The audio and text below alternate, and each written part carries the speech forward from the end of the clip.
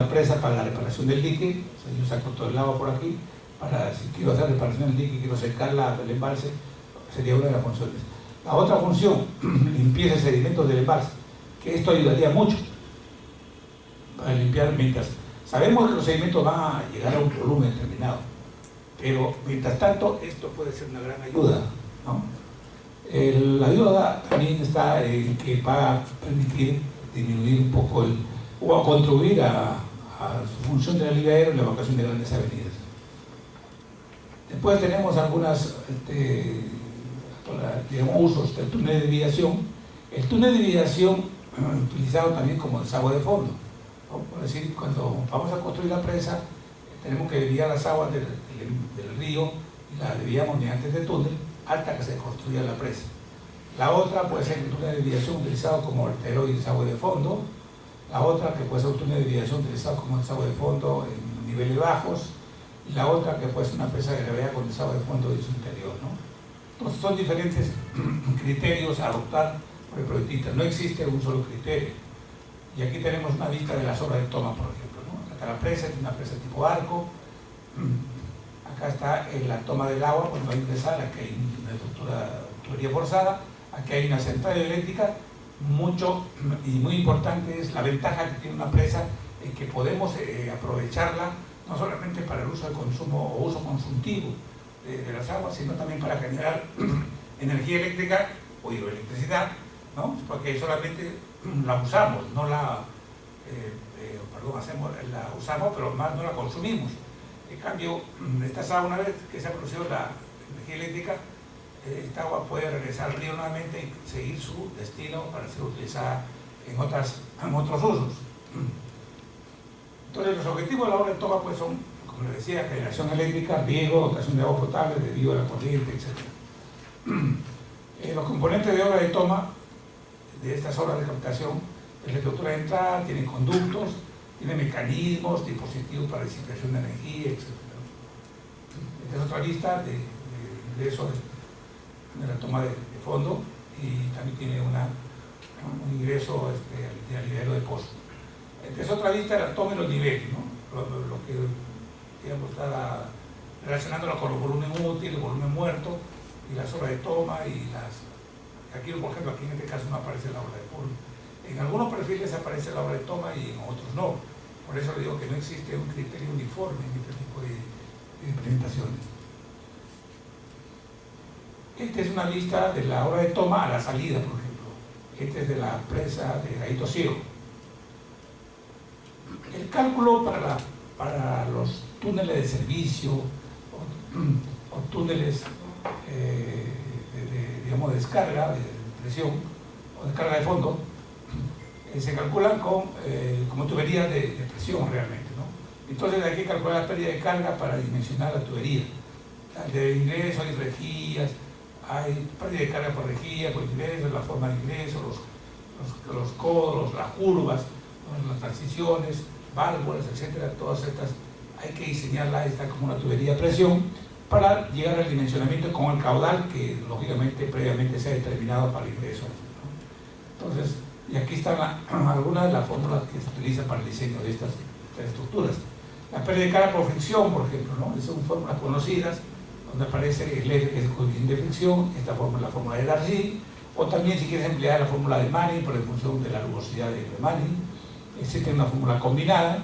En fin, existe diversidad de formas como calcular la pérdida de carga por fricción, que es una de las más importantes en el diseño de túneles de este tipo, ¿no? La pérdida de cambio por cambio de dirección, porque sabemos de que existe cambio de dirección, unos en mayor o menor proporción, y también tiene su forma de cálculo y su fórmula con sus respectivos ángulos de desviación que corresponde a un caso B, ¿no?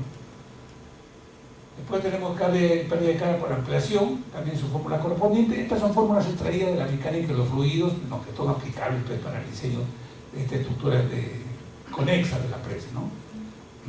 Después tiene la pérdida de carga por reducción, ¿no? Que tiene igualmente su coeficiente y sus velocidades respectivas para su cálculo respectivo. La pérdida de carga pues, en la salida también ya de la estructura, igualmente. Pérdida de carga por rejillas, ¿no? Por rejilla tiene su fórmula particular de acuerdo al tipo de rejilla, el tipo de material, al ángulo de posición, etc. Pues hay otra que es la pérdida de carga por entrada, por la forma de tipo de compuerta, la forma de entrada que la tenga, ¿no? Y bueno, ahora todas las empresas de concreto normalmente son de sección circular. Los conductos para descarga con nivel bajo de la presa se pueden construir con solo edificios en concreto. El diseño geométrico, en el paramento aguas arriba de la cortina se localiza la estructura de soporte de la rejilla de protección. En el interior se alojan las compuertas. En la parte, mayormente se opera desde la corona de la cortina, y los conductos generalmente trabajan a presión. Esto es muy importante en el diseño, ¿no? Obra de desvío. Las obras de desvío y grandes obras, como las empresas de almacenamiento de gran envergadura, como decía, hay varias formas, ¿no? El caso, por ejemplo, este es el caso de Olmo, que le mencioné en ese momento. La presa se construyó en dos partes, si se quiere, ¿no? Una primera mitad, y el río se dividía por la mitad de esta presa.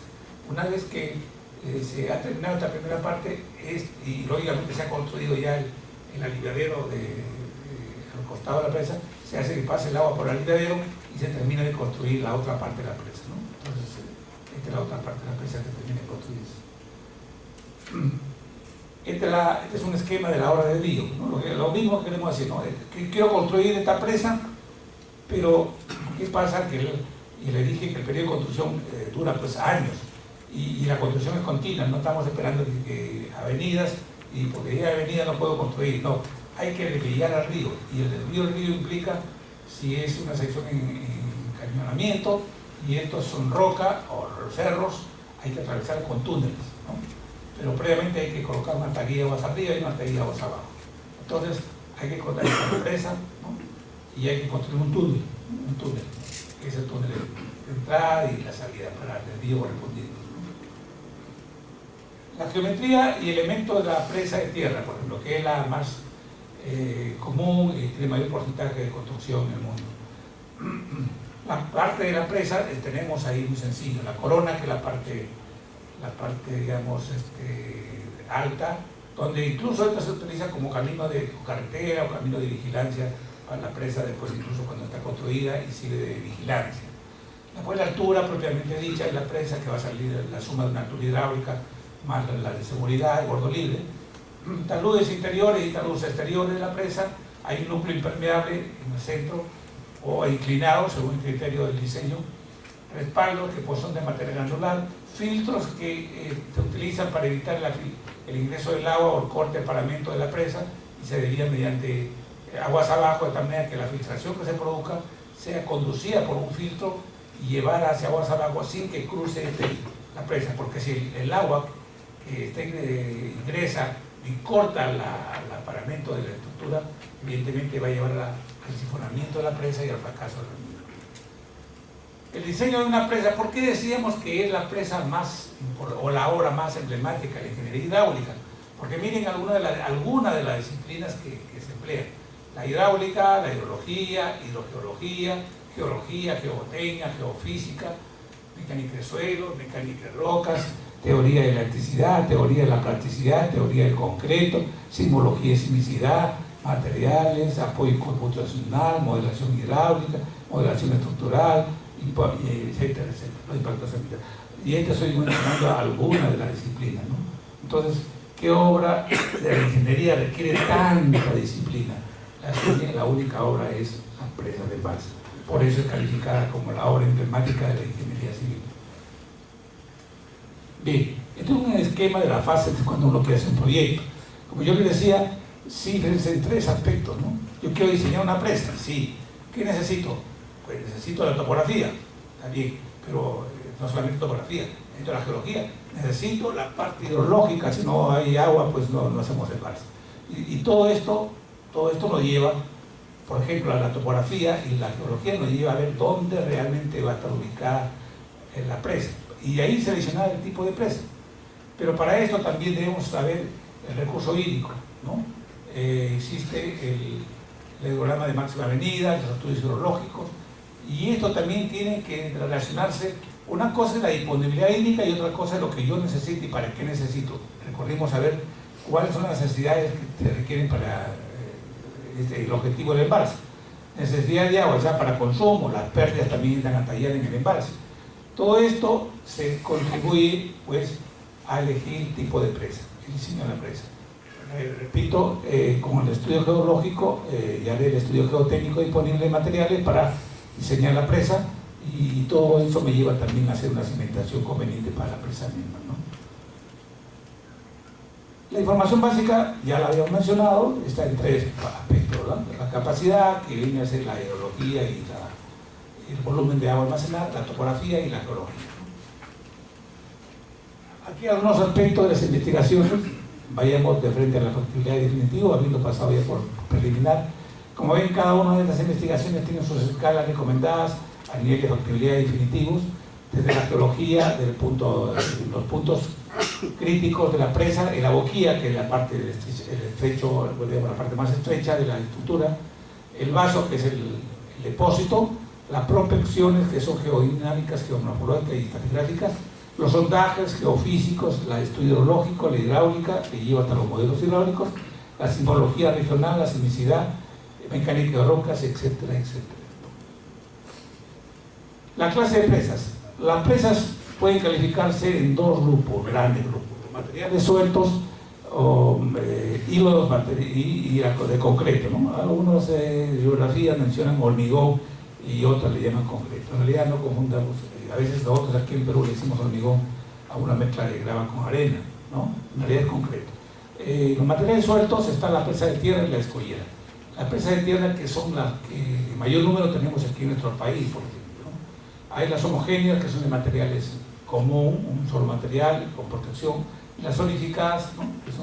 que tienen un núcleo impermeable con espaldones de granulares de diferentes materiales, y las otras, escollera, que son de rocado, y las de concreto, que se califican en gravedad, que son este tipo, que tiene una sección muy definida, como una sección trapezoidal casi, macizas, o pueden ser también con contrafuertes, o con curvatura, o doble curvatura, que son las presas de concreto, ¿no? Entonces, para calificarlas en dos grandes grupos: el material suelto y las de concreto, ¿no? El cuerpo de la presa realmente, como les dije, puede ser homogéneo o heterogéneo en el caso de los diques de tierra.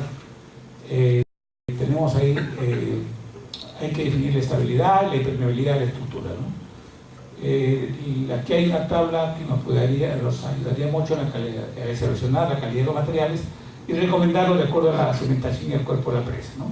Una tablita que en función de los materiales nos indica el contenido, el porcentaje de arcilla que debe tener para cumplir cada una de estas funciones. Mucho cuidado con a veces tomar, a propósito he tomado estas figuras, estos esquemas de algunas publicaciones, pero yo preguntaría a esta que es presa homogénea. Si decimos homogénea es porque es un solo material.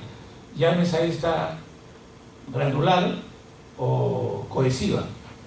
Pregunto, con esta sección, si yo le pongo todo el material granular o cohesivo, ¿será suficiente así como está para que funcione? No. ¿Qué va a pasar ahí?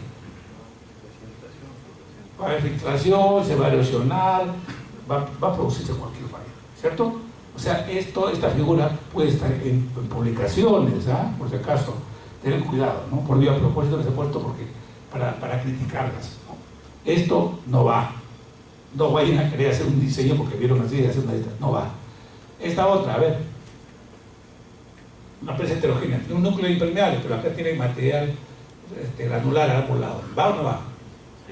¿Qué le falta? ¿O está bien? Una capa de hipertensión. ¿Dónde? El núcleo. La cara interna. ¿Aquí o acá? Aquí lo que falta es una protección y talud. ¿Sí? ¿Por qué razón? Por la erosión, por el oleaje, erosión. Claro, un enrocado o una protección con un material, digamos, que permita evitar la erosión que se pueda producir. No se olviden que la erosión puede avanzar lentamente, pero es segura que se va a producir o se va a llevar el talud. Entonces, esto tampoco no funciona así. A ver, acá hay una presa de pantalla sobre el paramento. ¿Sí? ¿Podría ser? No. Sí, podría ser, pero falta algo más también. Aquí no aparece en el dibujo, pero esto no termina ahí. Esto debe ir con un plintón hacia abajo. Una pantalla. ¿sí? Por eso les he puesto así como para criticar, para que vean que todo lo que aparece en las publicaciones no son correctas, pues, o sea, ahí no pueden confundir. Acá igual, está bien, aquí ha cambiado el núcleo por una pantalla, por decir, de un material impermeable, pero igual, se me olvidó de la protección del talud, ¿no? Bien, en el estudio de los reservorios, que vamos a destacar lo más importante, nada más, ¿ya? La permeabilidad. Depende del tamaño de lo vacío en el suelo, la granulometría, el tamaño efectivo de la partícula del suelo y la densidad. Es decir, yo tengo que ver desde el punto de vista de la cimentación, dónde va a ir la presa, y tengo que saber la permeabilidad de los materiales de la presa. Tengo que saber la permeabilidad de los materiales del cuerpo de la presa. Porque ¿qué va a pasar si en la cimentación, en la zona de la cimentación, es muy permeable? Si es muy permeable, ¿qué va a pasar? Lógicamente esto lo que me va a dar los parámetros fue la granulometría y todo lo demás, ¿cierto? Si el suelo donde voy a cimentar la presa es un material muy permeable, ¿qué va a ocurrir? El agua va a filtrarse, evidentemente, y se va a filtrar, va a crear corrientes que van a ir erosionando tubitos, y va a crear filamento, y de repente se le por acá, y eso se llama sifonamiento. Y luego se amplía ese tubito, ese filamentito se va haciendo más grande, y se crea un tubo, y realmente todo esto pues socava y la estructura se viene abajo, ¿cierto? Entonces es una de las cosas. Ahora, ¿qué pasa si esto fuera rocoso? Que buscamos que tenga buena concentración de roca. No solamente conformémonos con eso, que sea rocoso, sino que sea una roca de buena calidad, ¿de acuerdo? Es decir, a través de las rocas no debe ser muy porosas, y tampoco no debe tener mucha fracturación, ¿no? O tampoco puede ser rocas solubles con vacíos y canales de disolución. Yo les comento un caso, el caso de la presa de Poechos. La zona de sedimentación era de rocosos, perfecto, pero resulta que las rocas tenían carbonato de calcio. Una roca con otra, los espacios eran de carbonato. ¿Qué podía pasar ahí? Está muy bien, hasta ahí se le ve cimentado con su roca. Pero si la roca entre roca y roca, el espacio que había entre roca y roca era carbonato de calcio, ¿qué podía pasar? Lavado. Son sales que se pueden lavar y se sacan y dejan ese espacio. Entre roca y roca, que le va a crear un espacio, entre una va a querer acomodarse al lado de la otra, y en ese movimiento que va a hacer con la presa, comienza a desacomodarse y fracasa la presa, ¿no? Y eso iba a ocurrir en la presa de Poechos.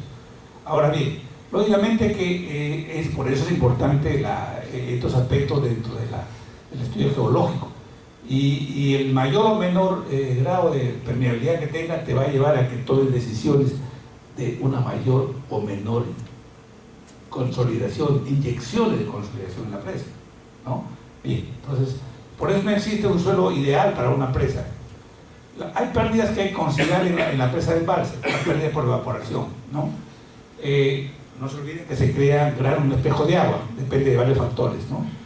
Se da lo mismo, pues, construir una presa de embalse en Piura que una presa en Puno, donde se pierde más agua. Piura, porque se va a evaporar por la alta temperatura, ¿no? A diferencia de Puno. Entonces, estos parámetros inciden en la decisión del cálculo del volumen de almacenamiento. La velocidad del viento, ¿en qué momento va a entrar eso? ¿Necesitamos ese dato para nuestro diseño de la presa? Sí. ¿En qué parte entra? En el oleaje de la presa. Perfecto, muy bien. Infiltración, ¿no? La infiltración, como usted ya lo mencionaba por ahí, la infiltración se va a producir tanto en el cuerpo de la presa como se va a producir por debajo de la sedimentación, ¿de acuerdo? Hay toda una teoría, hay métodos de solución para régimen permanente, hay ecuaciones de la ecuación de Laplace, la Krishna de 78 agrupa los métodos según se muestran en una tabla que mostramos acá. Hay modelos, hay métodos analíticos, métodos numéricos, computacionales, hay una analogía eléctrica, hay un mapeo de transformación, hay diferencias finitas. En realidad hay muchos métodos de solución para esto, ¿no? Bien, ahí tenemos algunos esquemas de cómo sería uno de los cálculos de la red de filtración, ¿no? O sea, este diseño, que es gráfico, de la red de filtración, por este método, permite, ¿qué te permite? Te va a permitir calcular el caudal de filtración, te va a permitir el efecto de la superposición. Este es un tipo de presa, ¿no? Presa, digamos, de concreto, ¿no? Tipo vertedero, ¿no? Entonces, esta red que aparece acá se llama una red de flujo, ¿no? Que está formada por líneas, estas líneas se llaman líneas de corriente, las que están en este sentido, y las que son perpendiculares a estas se llaman líneas equipotenciales. El diagrama se llama red de flujo, ¿no? Entonces, igual sucede con el cuerpo de la presa.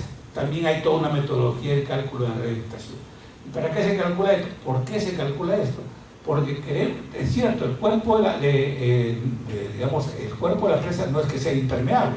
Va a haber filtración a través del cuerpo de la presa, pero lo ideal es que esa filtración vaya a un sitio determinado. O sea, que lo esperemos en un sitio determinado. De esta manera, por eso se llama drenaje de la presa. Porque si no lo calculamos y no sabemos por dónde va a ir la línea de filtración, el agua, si el agua sale en este sentido, o sea, normal a la presa, ya fuimos. Ahí se crea el tubito, o sea, un filamentito que se le llama tubificación, luego se hace uno más grandecito y crea el sifonamiento de la presa. Entonces, por eso se calculan estas líneas equipotenciales para saber hasta dónde debe terminar la línea de saturación del embalse, ¿no? Ahí está la línea, ¿no? Buscamos que las líneas lleguen a un sitio donde aquí le diseñamos un filtro para que el agua salga por este filtro.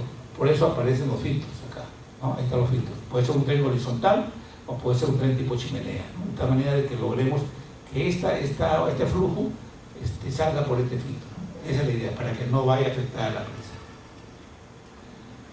Lógicamente, lo decía, que para evitar que el agua pase por debajo de la presa hay diversos métodos o pantallas de cimentación. Aquí se puede impermeabilizar, ¿sí?, hasta buscar el lecho rocoso. Y se usan diversos métodos, ¿no? Ya sean pantallas de destacados o de repente cortinas de inyección de la presa, de tal manera que evitemos que el agua pase por debajo de la presa, ¿no?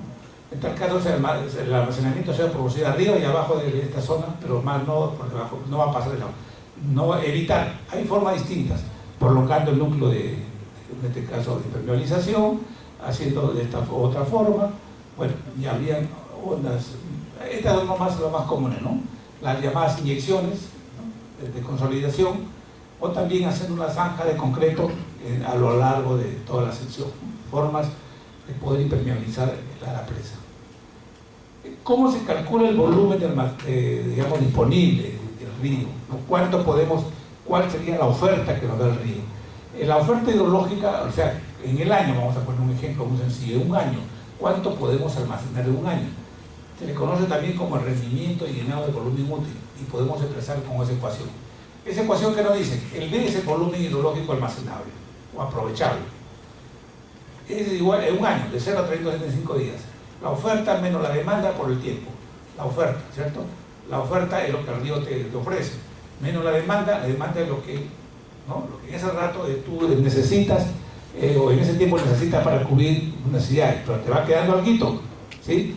Ese alguito que te va quedando lo vas almacenando, lo vas guardando de un tiempo T, y ese sería tu volumen de almacenamiento. ¿Cuál es la idea? Aquí mostramos este esquema que es muy explícito. Este ejemplo de un hidrograma de caudales. En el eje vertical están los caudales y en el eje horizontal están los meses. Este es de un año, para que tengan idea, ¿cierto? ¿Por qué la curvita sale haciendo así acá más grande? ¿No? Porque si observamos septiembre, octubre, noviembre, diciembre, estamos ahorita en enero, por acá todavía no viene muchas aguas, pero estamos pensando que en febrero va a venir más agua, ¿sí? Entonces empieza a subir, febrero, marzo, y ahí seguimos. Pero resulta que la demanda, la necesidad de la población, nosotros no vamos a esperar que haya mucha agua así para tomar agua, o para bañarnos, ¿no? Entonces hay una demanda, que la demanda nosotros es permanente. Se supone que todos los días nos bañamos, ¿o no? Y más aún ahora, con más calor, ¿no? Hay necesidades permanentes. Sería la demanda, ¿no? Esto yo lo necesito todo el tiempo, ¿sí? Sin embargo, el río, en estos meses no me da para cubrir la necesidad. Sin embargo, llego a febrero y veo que pues hay más agua de la que yo necesito. Yo necesito hasta esta línea cortada, que es la demanda, pero tengo más agua de lo que yo necesito. Entonces, ¿qué hago? ¿Que se pierde en el río y en el mar? Esto es lo que yo llevo a almacenarlo. Eso lo guardo. ¿Lo guardo para qué? Para que cuando volvamos otra vez a esta época, de ahí yo pueda sacar agüita y pueda cubrir mi demanda que me falta ahí. Ese es el propósito de los reservorios, de almacenar agua y no dejar que se desperdicie, ¿no? Para nada, ni una gota. Debemos ser como los chinos o los japoneses. Nos hace falta la cultura de ellos. Eso no te pierde ninguna gota de agua. También que no pueden ver bien, aparentemente no pueden ver bien, pero ven mejor que nosotros, ¿eh?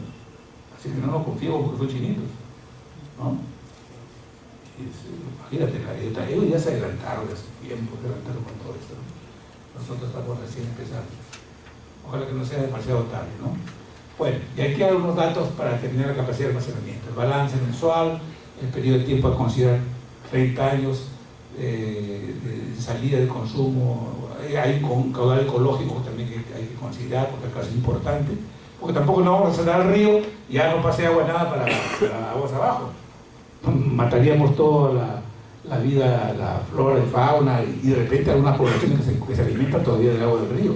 Entonces, el caudal ecológico es importante que vaya considerado ahí, ¿no?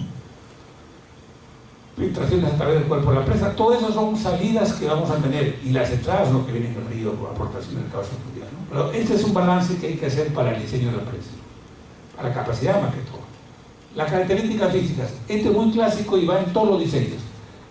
Nosotros les dije que topográficamente debemos tener toda una información. Si por suerte encontramos en el cauce del río una hondanada natural, un gran depósito, hacemos el levantamiento y nos va a salir pues una hollada, ¿cierto? Una hollada, un depósito, una taza, por eso la taza le llamo, ¿no? Entonces, si yo topográficamente hago ese levantamiento, voy a tener yo una serie de curvas de nivel, ¿no? De esta forma, ¿no? Donde las alturas van variando, desde la más bajita, vamos a poner que sea 100, 110, 120, y prácticamente me sale una topografía de un depósito, ¿no? Entonces, yo puedo decir que a cierta altura, hay una superficie de agua que también tiene una profundidad y que puedo obtener su volumen. Entonces, yo puedo sacar altura versus volúmenes de ese depósito, ¿no? Ese depósito, altura versus volumen. Entonces, con esos parámetros yo grafico esta curva que ve acá. Aquí van a aparecer dos curvas, evidentemente, pero vamos a entenderlo primero por la primera de acá. Esta curva de aquí, ¿cómo sale? Sale de relacionar las cotas versus los posibles volúmenes que me estén representando en este campo, ¿no? No sé si hay un plumón acá, plumón en las manos. Bueno, ya. Ahí no sé si podemos hacer. Aunque yo tengo un esquema ahí, pero de todas maneras, saber, por eso que he visto caras extrañas por ahí, parece que no han entendido la idea, ¿no?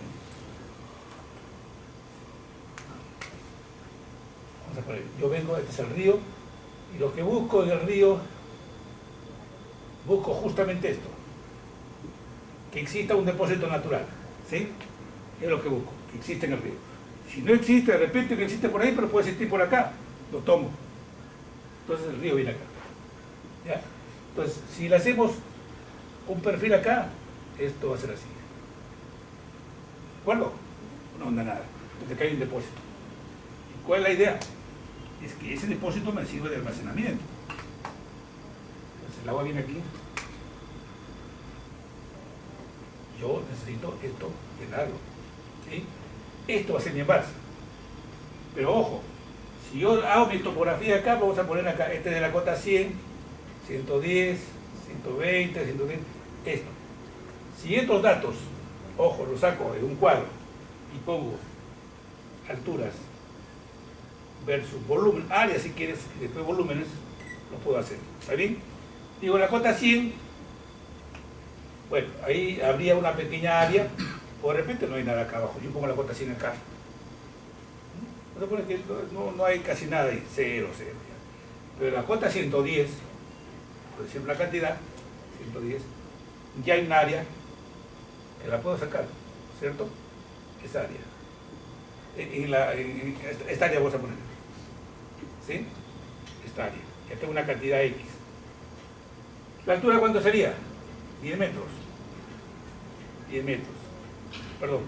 No, acá. Se entiende que va entre 10 metros. Ya. 10 metros de diferencia. Multiplico por el área, me da un volumen versus 1. ¿Sí? A los 120 voy a tener otra área X1 y me va a dar otro volumen. Y así.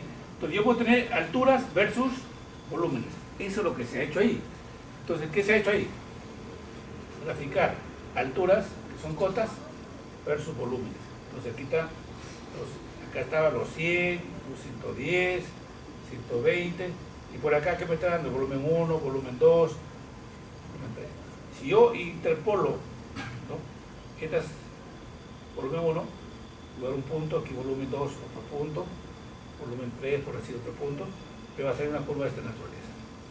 Esta curva es la que aparece la primera arriba. Niveles versus volúmenes. Niveles versus volúmenes. La otra curva la pude haber hecho aparte, igualito, igual tener niveles versus áreas.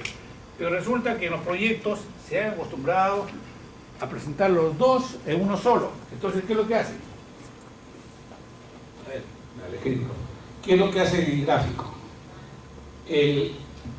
La curva, la primera está entendible, ¿no es cierto?